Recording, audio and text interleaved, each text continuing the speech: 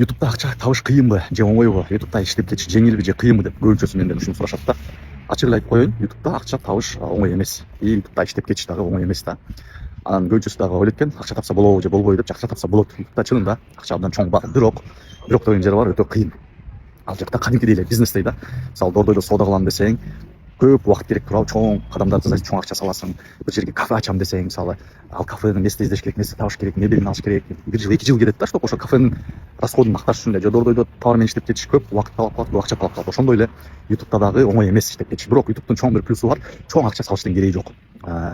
Чоң акча салбай эле өзүңдүн мээнетиңди, өзүңдүн убактыңды салсаң, эң аз дегенде 6 ай, эң көп дегенде 1 жылда уже доходко чыкса болот да. Бирок баардыгы чыга албайт. Ал үчүн мындай тажрыйба керек, андан кийин билим керек. Мисалы, бир блогерди же музыкантты же тамаданы алып барып Дордойго салып, Дордойгочу алып барып, анан колуна бир 10 000 доллар табак берип койсоң, эмне болот? Банкрот болот, однозначно 99% банкрот болот да. Ютубта ошондой эле. Бул жерде именно билим керек, жакшы опыт керек, тажрыйба керек да. Отуруш керек, иштеш керек. Анан жеңип болот. Эгерде конкретно отуруп иштесе, мисалы, эртең менен саат 9-дан кечки 5-6-га чейин жумушка барып келгенде эле иштесең ютубта, бүт көңүлүңдү, кунтуңду ошо ютубка коюп иштесең, 6 айда тиричиликке чыкса болот да. Анан насмотренность керек. Насмотренность деген байкаш керексиң да, кайсы жерде тренд, кайсы жерде кайсы роликтер кетип атат, кайсы тема болуп атат, кандай кылсам деп. Бул жылдап келе турган нерсе да. Мисалы, меники 7 жылдык тажрыйбам бар да, вообще медиада, контентте, ютубта.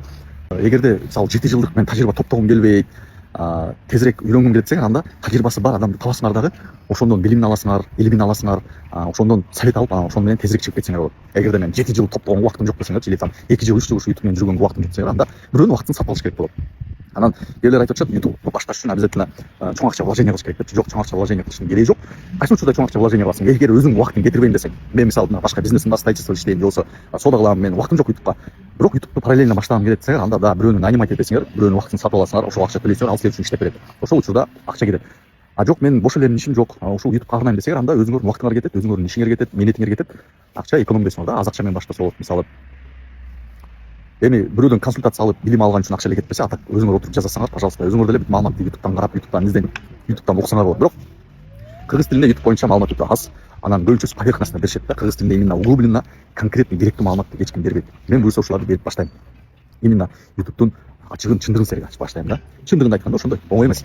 Жана айтып атышат го, жасалма интеллект колдонуп эле оңой видео жасап кой, чыгарып кой, монетка чыга аласың депчи. Монеткага чыкканы менен монетканы 1 айдан өчүрүп салат, 2 айдан өчүрүп салат. Монетка чыкканы менен эң көп дегенде 3 ай. 3 айдан однозначно монетканы өчүрөт, эгерде ютубтун эрежесин бузган болсоңчу. Ютубтун эрежелери аябай көп. Жасалма интеллект менен еще көбүнчө сурап атат, жасалма интеллект менен иштесе болобу дейт. Ооба, болот, жасалма интеллект менен иштеп ютубка жүктөсөңөр болот, бирок анын өзүнүн техникасы бар. 100% жасалма интеллект болбош керек. 50% болуш керек. 50% жасалма интеллект, 50% адамдын өзүнүн мээнети, өзүнүн вложениясы болуш керек. Ошондо дагы монетканы өчүрбөйт да. Азыр почти 90% бүт жасалма интеллект менен жасалган контенттер монеткасын өчүрүп салган. Даже топовый каналдарды өчүрүп салган.